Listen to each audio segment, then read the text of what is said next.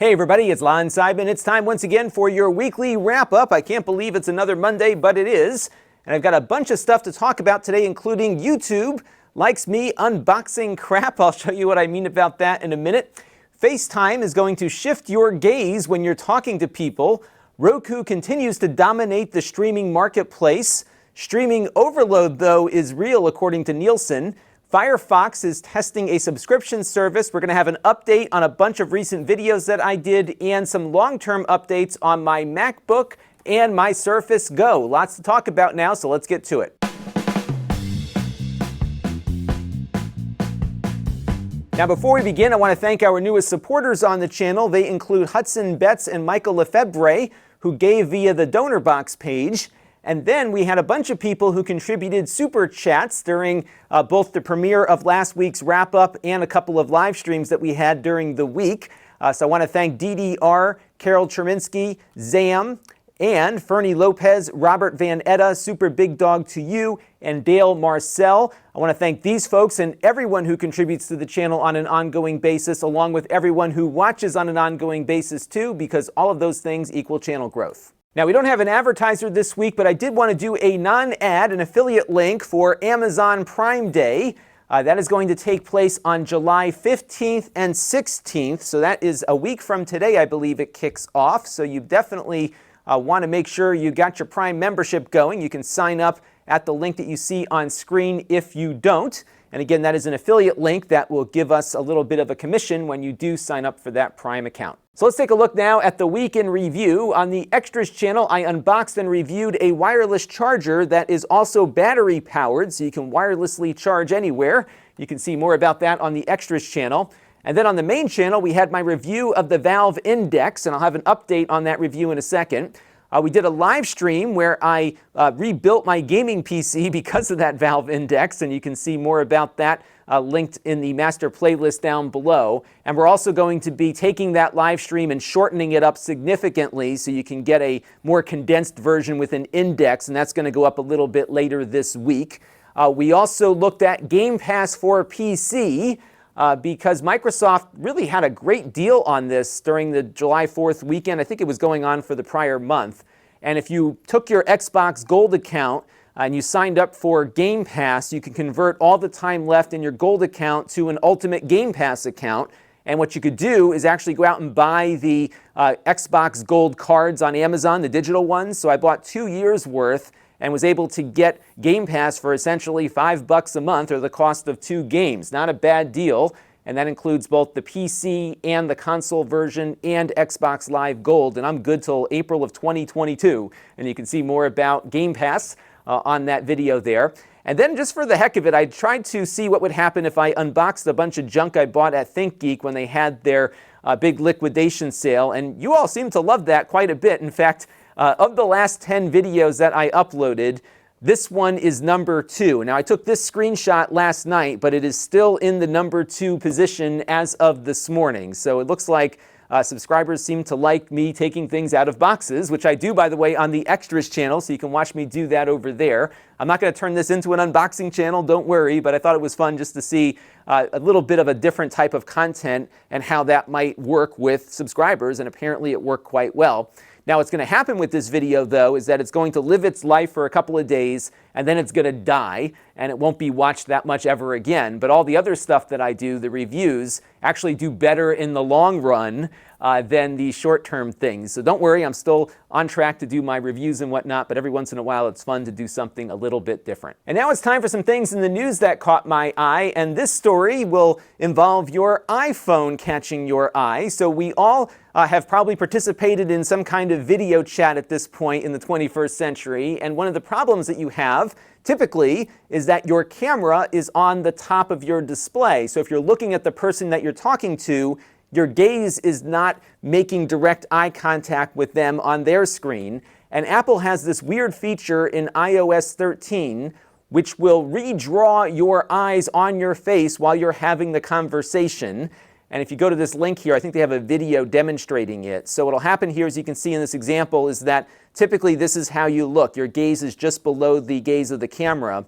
But here, in this example from the new iOS beta, it's going to reposition your eyes so it looks like you're looking directly at the camera, even when you are not. It is creepy, yes, but I think it might actually improve conversations, because what I typically do when I'm on one of these calls is I look in the camera, just like I look in the camera right here. But I'm not seeing the person when I'm looking in the camera. This kind of solves that problem by recently moving your eyes around on screen and putting them in a better spot. Kind of creepy, but kind of cool at the same time. Let me know what you think down in the comments below. And it looks like Roku is still the market leader when it comes to streaming set-top boxes.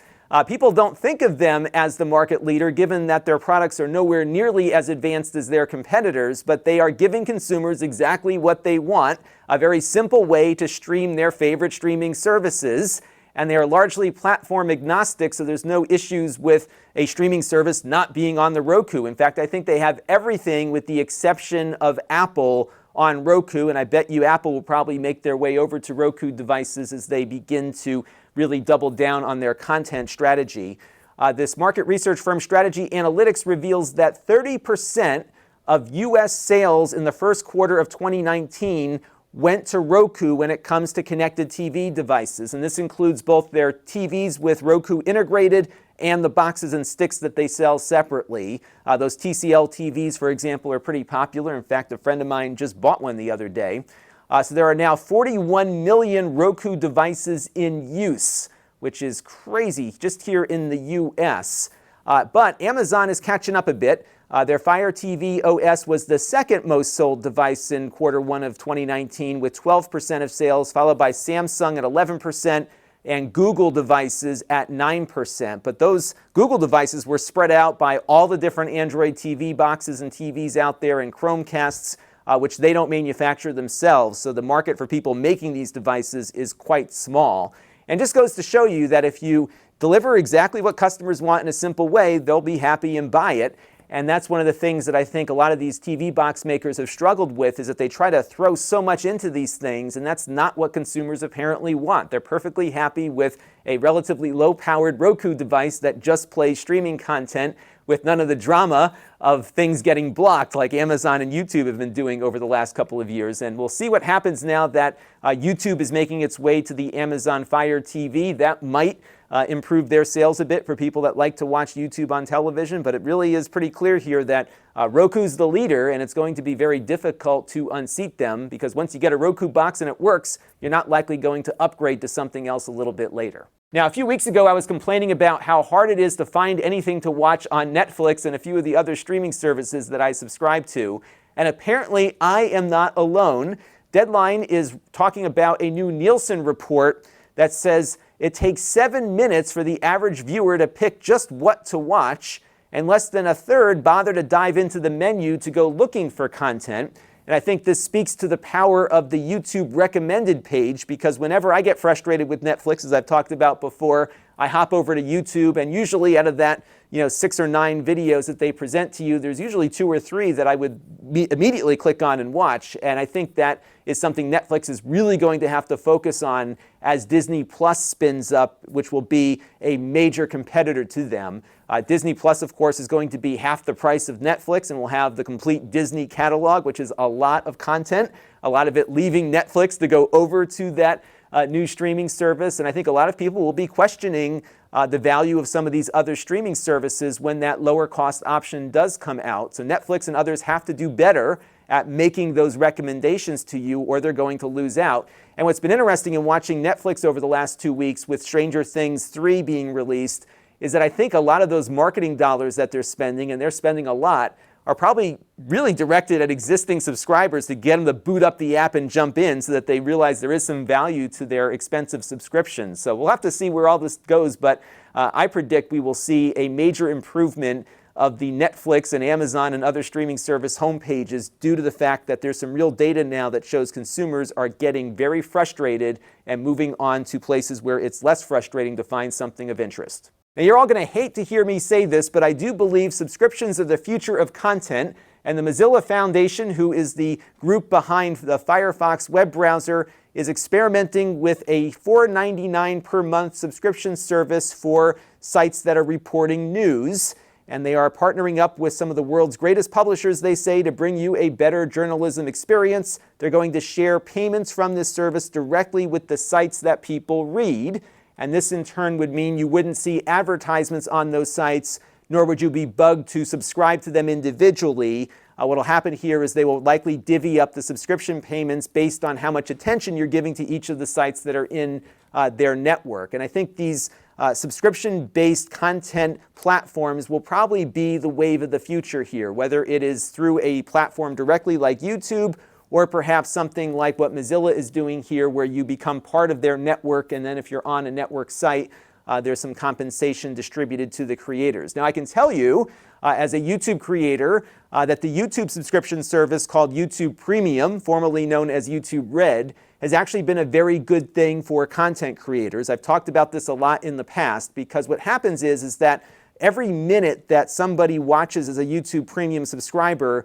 is compensated back to the creator based on how many minutes are watched by YouTube Premium subscribers in a month. And the results, for me at least, are 5 times more revenue versus those same viewers watching with ads. There's a much better share of revenue based on this subscriber attention model versus the free ad model. There's a whole host of reasons why the ad model doesn't make as much money, but really it's kind of amazing to see that difference. And I think something like this would work very well for publishers also. Apple has something called Apple News Plus that's been out there now for a couple of months. It's $10 a month, and it gets you a bunch of magazine subscriptions. Even the Wall Street Journal, which is a very expensive publication, you can read as part of your Apple News Plus subscription. So I think this thing is going to become more of a thing as time goes on. We're going to see a lot of experimentation with this, like YouTube Premium and others.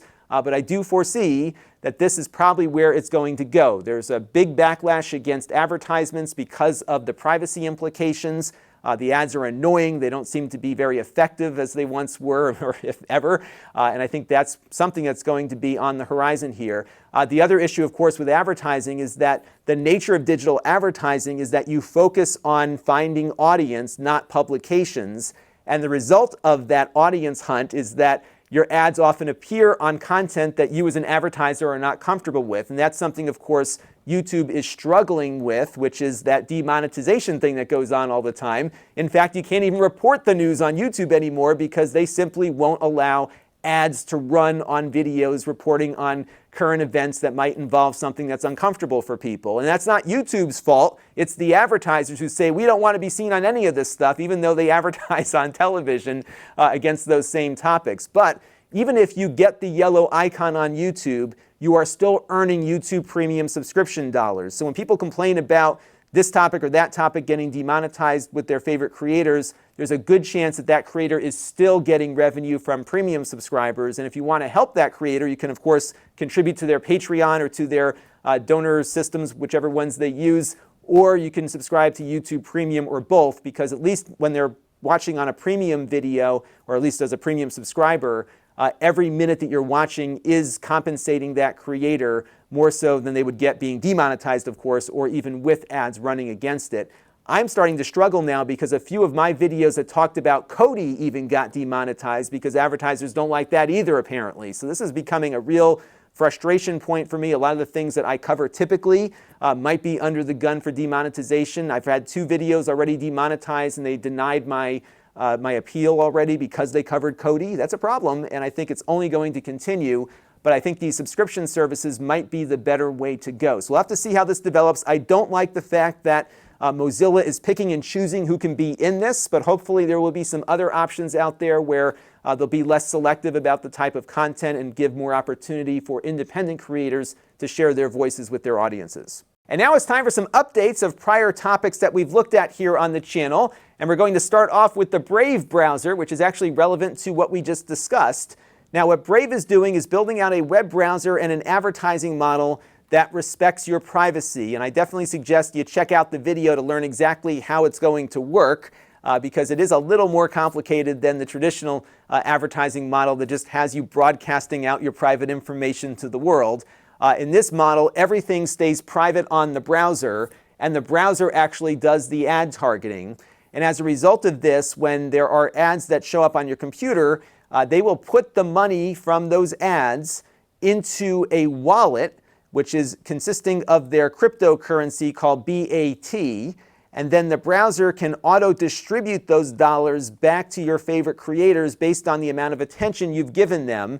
And again, all of that is on your computer and nowhere else. So it's kind of a neat idea in that you can have something like this Firefox subscription model without anybody knowing what you were looking at. So it's kind of a different approach here. So I got my first round of money in here, 9.9 BATs, or about $2.93. And that's going to, again, auto-distribute based on the sites that I have spent the most time on in the past month. So that is interesting. Now, if you are not currently part of the Brave Rewards program as a creator, it'll hold the money in escrow. So when I went on and signed on to the Brave Creators program, there was about $40 waiting for me there from people that had contributed money to my channel. So I want to thank you all for that if you did do that. That was very nice of you. So that is out there. If you're a creator, you may want to just sign up for this thing because it's there and you should do it. So that's how this works. Now, what I thought you could do, though, is just pocket the money yourself if you just wanted to take the money out. But it doesn't let you do that right now. So when the money comes into the wallet, it has to be redistributed through this Brave Rewards program and nowhere else. Now, what you could do is you could set up yourself as a creator and then just send yourself the money. That would probably be one way to do it. But right now, there's no easy way to pluck the money out of your wallet. You have to kind of keep it within the ecosystem there. But it seems to be working, and we'll see how it all plays out. Most of the people on my top tier of my attention this month are not Brave certified creators, so it's going to hold their money in escrow until they sign up for it. But I think it's kind of cool. We'll see how this works out. The question is whether or not they can get this working at scale, and if Google or Mozilla or some other larger group decided to start doing this, maybe without the cryptocurrency component, they may be able to get this going a lot quicker than the Brave folks can. But I do hope they continue doing this because I do like what they are putting together. One frustration I have with the Brave browser is that it is not synchronizing the attention data across my different browsers. It's currently only doing bookmarks. So if I'm on my desktop computer and looking at a bunch of websites there, it's going to keep a separate attention list on that machine versus this one. I was able to get my wallet to synchronize. What you do is you take your wallet that you want to be the master and you back it up and then restore it on all the other computers that you want to use Brave on. And that will at least keep the dollars across all of your browsers together. But by default, it sets up a new wallet every time. So there's going to be a lot of orphaned BATs out there unless you go through the trouble of actually synchronizing or restoring your wallet on each computer. So the synchronization definitely needs work. I think that's probably its biggest issue at the moment. So hopefully they can get that auto-contribute data to sync along with the wallets in a much easier way than it does now. Because right now it just doesn't feel all that friendly to me. But I do like where they are going. Definitely check out, though, the Brave review that I did to get more of a context about how this browser works and what it can do. I also wanted to give you a brief update on my Valve Index VR review. As you'll recall from that review, I had two big issues with it. The first is an optical problem inside the headset itself, and that I was getting a jelly vision effect when I was turning my head. Things that were rectangular would get a little wobbly as I was moving around. And no matter where I positioned the headset on my head, I would still be seeing this effect. And it's not good, especially in a $1,000 VR device. And then I also had some issues with my controllers. And I finally heard back from Valve, at least on the headset problem. And what they are going to do for me is send out an advanced replacement, in that they're going to ship me out a new headset, and then I'm going to return the one that I have, and hopefully this will resolve the issue. So I'll keep you posted on that. They have not yet responded, though, to my issue on the controllers, and a bunch of other people are having some similar problems with those too. And hopefully all of that stuff will get resolved. But so far, this has not been a very good first experience, and it kind of just speaks to the fact that Valve needs to work on their customer service. And I'll give you a great example. When I bought this MacBook here on the desk, I had a day one showstopper problem in that when I booted up Windows in Boot Camp on it, it physically blew out the speakers. It was crazy. I've never seen anything like that before. But I contacted Apple, and that day, the day of the call, the minute of the call, things got resolved. And then it got escalated even without me saying anything. It got escalated, and then I got another call the next morning, and they shipped me out another MacBook overnight for an advanced replacement. So I didn't have to wait a week to get a response, because Apple recognized that they sold me a premium product and they delivered premium service when that product wasn't working as expected. This thing has not had that level of service applied to it. But hopefully we'll get this headset issue resolved, and now I've got to go fight over the controllers and try to get those fixed, and hope maybe by the time this is all over with, I will have something completely functional or not. And that's my last fear, is that there's no way to issue any kind of refund through Valve's website. They just deny you immediately, as we talked about in that video. And I was talking about maybe doing a chargeback if this doesn't get rectified to my satisfaction. But if I do that, Valve will disable my Steam account completely, which means that all the games I've purchased will be inaccessible to me. So I'm really stuck here, and I'm hoping that they improve their customer service workflow, which unfortunately at the time of recording this video has not been improved at all. So stay tuned on that. Now, in that review, we talked about the IPD adjustment in the headset. And I asked if there were any good ways to measure the IPD of your eyes. And if you don't know what IPD is, it's the distance between your two pupils. And this is something that gets measured if you're getting prescription eyeglasses, for example. And a VR headset is very similar in that you have to get things in the sweet spot to get the right immersion. And if you know your IPD distance, you can set that adjustment, of course, a lot more efficiently, because you'll know exactly what that distance is. So Jose Delgado wrote in with a great suggestion to go check out Zenni, which is a prescription eyeglass retailer. And they have a little thing you can print out here to measure the distance yourself, and they give you a whole set of tips as to how to do that. So that might be one way to do it relatively easily. It's nice to get a nice guide to that particular measurement.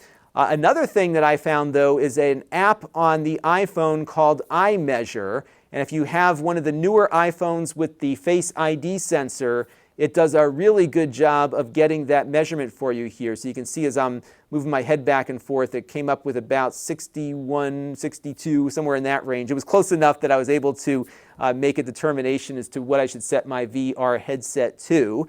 And that was really helpful. So check it out if you do have one of those compatible iPhones. Incidentally, that pupil tracking is how they shift your gaze for that new camera attention feature too. So good stuff there, and check it out if you want to know your IPD distance. And now it's time for a Q&A from you, the viewers. And I had this great question from Inky Steve about accessibility and virtual reality, because as you all know, most of the VR apps that are out there involve standing and making big movements with your arms, and in many cases your feet, as you walk around these VR worlds. But not everyone can do that, especially if they have physical disabilities. And Inky says his partner can't move much, but she would love to have a go at something like this, as I'm sure others would, to get the feeling of freedom again. So I did a little digging around, because unless the app has some kind of accessibility mode to it, you might be out of luck. But there are some solutions out there. This really looked to be the most interesting to me. It's called Walk-in VR Driver. And this integrates with Steam VR and sets itself up as another device within the Steam VR system. This is one thing Valve has done very well, is allow third-party devices and applications to integrate with their VR environment pretty seamlessly. And they've got a bunch of different things that you can do with this driver depending on the needs of the user. So in one instance here, they have a virtual controller where the controller can be just placed in space somewhere, and the person can control that controller with the head-mounted display. So if, for example, you wanted to have a gun pointed or something, you can just lock it in place and then use your head to move around to have that controller fire, for example. So that's one thing that they've got going. They also have some ways to use the controller for movement. So you can simulate here standing up and getting that sense of height just by using the controller to adjust the position of the person in the virtual world. They also have the controller position shift, so you can have the controller held up higher in the view, but you can use it while you're holding it lower. And you can see what they're doing here is kind of virtually lifting the controller up and then moving it even though their hands are lower there. and they can also give the freedom to make it feel like you're standing while you do it as well. So that's really cool. They have another one here called Controller Position Orientation, where players are able to change the idle orientation of their controller in virtual reality. It helps players who have a limited range of motion in their wrists.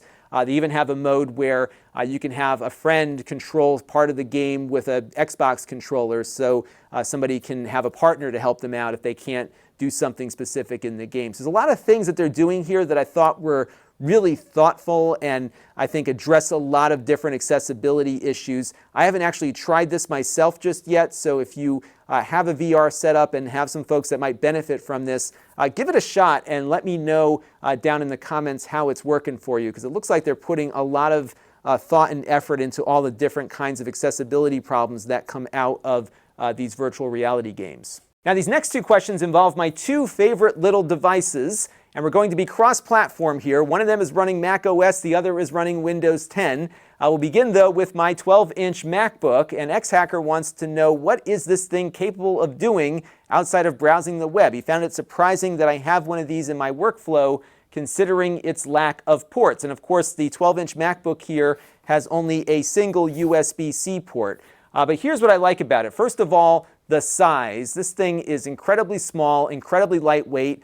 I've had this now, I think, 4 years. It's been that long. I got it in 2015, and I use it all the time. It generally drives the slideshow that I do for this show. Whenever I travel, if I go to New York, for example, I take this with me and leave the big MacBook at home, primarily because it's so lightweight. I can work with it on the train. It's not big and cumbersome. It really does a nice job, and it runs everything that my Mac runs. It doesn't run those things as well as my Mac does, but for a lot of the things that I might do on the train, like email or getting my QuickBooks stuff going or whatever, it can do all of that. I have everything synced up, so if I do something on here, it of course connects back with my home computer. And I even edit video on it every once in a while.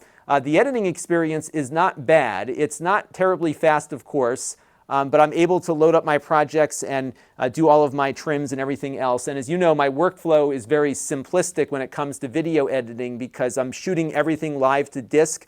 So composite shots like this are shot live. I'm not doing anything in post-production to do what you see on screen here. So that, of course, makes a low-powered computer here a good option for that. And I can pull up one of my prior projects here on this SSD, and you can see it's all there, and I can edit to my heart's content and move things around, and it seems to work pretty well, actually. I'm not seeing many drop frames in the editing process. It does very slowly export video, though, so if I am on the road, it's definitely not a super fast way to edit video. When I go to CES, for example, I bring the big MacBook with me, but this is very convenient because it does run everything my Mac does, and it does a passable job at everything, and it's certainly more useful than an iPad would be, for example, for getting a lot of this kind of work done, and it really has been a great experience over the last 4 years with it. It's, again, a Core M. It's not, terribly high performing, but it's good. Now for the port, I got a couple of things depending on what the needs are. So yeah, I would have loved to have had a second USB-C port on this, but I got one of these in from the Amazon Vine program a while back, and this has been a really useful thing to keep in the bag with it. This is like a mini dock. It's got a gigabit Ethernet, an HDMI output, 2 USB 3.0 ports, and then it takes power in as well. So it does everything to give you all the ports that you need. I just toss this in the bag and I plug the hard drive into the USB port and I can start working on stuff. So this thing has been really helpful for that. And really there's a lot of USB-C adapters out there now that are very affordable and useful, and certainly more than there were when I first got it, when you were paying a lot for those USB-C adapters. So it seems to work great, and it's a great convenient device. I would love to see one powered with an ARM processor, because that would give you the battery life and I think would improve some of the video editing capabilities on it, just given how well the iPad does with video editing. So I'm going to jump on one of those the minute it comes out, but until then I'm going to keep using this one until it is dead, because it is a great little machine. And that brings us to our next question about the Surface Go, and this one comes in from IAMRLK69, who does comment quite frequently here on the channel. He wanted to know what my long-term impressions were of this device, and I have to say they've been very good. What's funny is that I use this more as a PC than I do as a tablet. It's very easy to put into tablet mode, of course. You just pull the keyboard off and it will switch into that mode. But I really just don't like the Windows tablet interface. I just prefer it to be a PC. And what's nice about this is that I'm often having to do stuff in Windows, and it's so nice to have a little device that I can keep on my desk and grab when I need it to format a drive or to get some utility loaded up or do some kind of product preview or whatever. It's just a very convenient PC. It performs good enough, just like the MacBook does, to do most of those tasks without any problems, and I've been very, very pleased with it, not only for its form factor, but its battery life and just the overall user experience with it. I did sell the pen. I don't use the pen at all. I use my iPad for that, and I always keep the keyboard attached here as well because it's just helpful as a PC to be a full and complete device.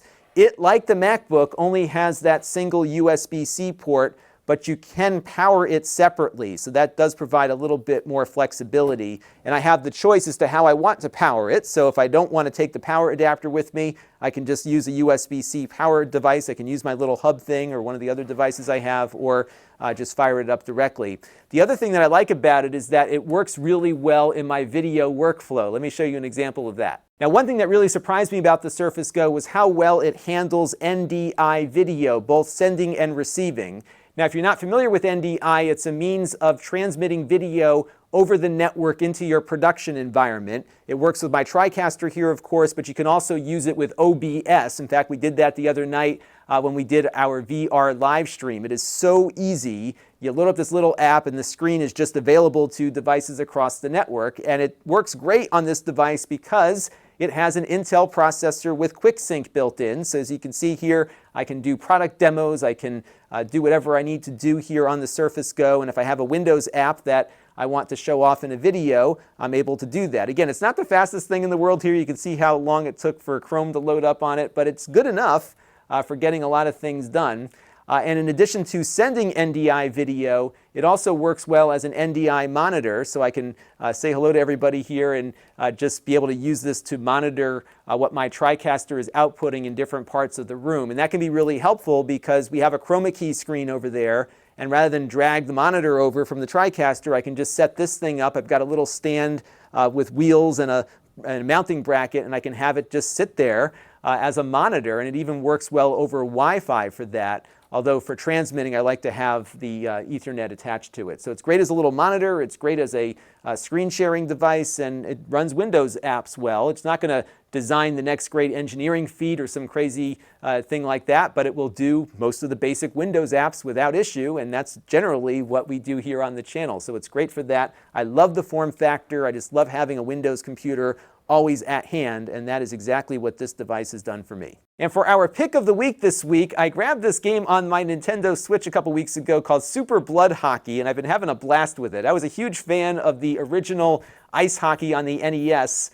This is an extreme version, probably designed to get you demonetized, I guess, but it's kind of fun. It's got a whole franchise mode, and you can build up these little characters. It's really cool. I've been enjoying it quite a bit. So if you liked ice hockey and all the arcade action of it on the NES, you will love this game and will be totally addicted to it. It's been a lot of fun playing around with this and building out my franchise. I just wish I had more time to play it. So check out Super Blood Hockey if you are interested in that game. So this week on the channel, we've got a couple of fun things planned. We're going to edit down the rebuild of my gaming PC to something a little shorter than 2.5 hours, so you can see me rebuild the PC. And what we're also going to talk about in that video is how I am using that computer in my living room upstairs. So what I've got it set up for is VR, and there's a big space in that rec room to do that.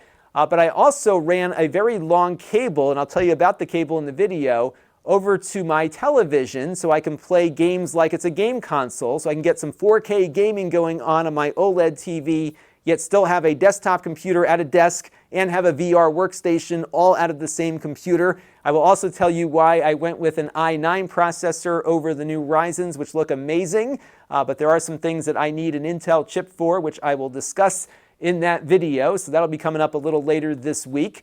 We're also going to be looking at the Flex 14 from Lenovo. It's their lowest cost yoga device. That video is almost done. We're going to have that one posted hopefully up tomorrow or Wednesday or so. Be on the lookout. And then today I'm also getting in the Logitech Crayon.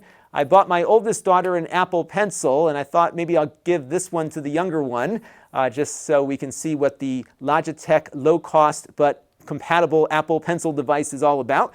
So stay tuned, we'll have that going. And if we got any time left, we'll also be looking at the DS419 Slim from Synology. That came in just before the weekend. I'm going to unbox it on the Extras channel, and then we'll play around with it a bit. And maybe, and this is unlikely this week, but probably next, is we'll have another live stream where I'm going to put together this really cool build-your-own controller from Piper. They call it the Piper Command Center. It integrates an Arduino, and you can basically make your own USB game controller by wiring up everything yourself. No soldering required. It'll be kind of a fun little project to do as a live stream, so be on the lookout for that, and I will let you know when we're going to do that. Now, if you want to support the channel, you can. You can go to Lon.TV/support and make a monthly or a one-time contribution to the channel. We also still support Patreon, and of course, your super chats are appreciated. We also have our ongoing relationship with Plex, where if you sign up for a free Plex account, no credit card required, we get a small commission. You can also sign up for a Plex Pass or gift it to somebody else, and we'll get a slightly larger one for that activity. We also have a number of other channels, including my Extras channel for unboxings and supplementary content. We have my podcast feed at Lon.TV/podcast, which has an audio version of this show. We have the Snippets channel at Lon.TV/snippets, which takes portions of this show and makes them more search-friendly. And then we have my live stream archive, where you can watch tens of hours of me tooling away at something or whatever over at Lon.TV/livestreams. If you want to be notified whenever something happens, you can click the bell, and that will let you know when we go live or premiere or even upload anything, so be on the lookout for that. We also have ways that you can engage with the channel. My email list is at Lon.TV/email. It is very infrequent. We have the Facebook page at Lon.TV/Facebook. The Facebook group is at Lon.TV/Facebook group, where we've got almost 700 people now who have some great conversations and give me some great ideas for the show. And then we have the store, where I sell things that we've previously reviewed here on the channel and I'm now getting rid of. And you can go to Lon.TV/store alert to be notified whenever we add things to the store. And I hope to add more stuff to it later this week, because we have to clean up the office. It is a disaster in here, and I got to get rid of stuff. So be on the lookout. We'll have more to come for sure. And that is going to do it for this week's weekly wrap-up. I want to thank you all for your continued support of the channel. Your comments and suggestions and criticisms are valued, so please keep them coming down in that comment stream. And until next time, this is Lon Seidman. Thanks for watching. This channel is brought to you by the Lon.TV supporters, including gold-level supporters, the Four Guys with Quarters podcast, Tom Albrecht, Brian Parker, and Kalyan Kumar. If you want to help the channel, you can by contributing as little as $1 a month.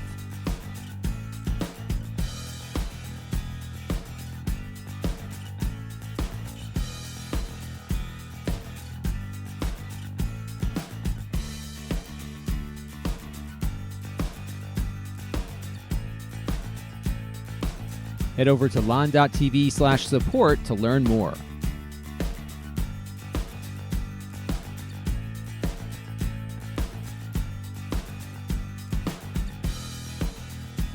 And don't forget to subscribe. Visit Lon.TV/s.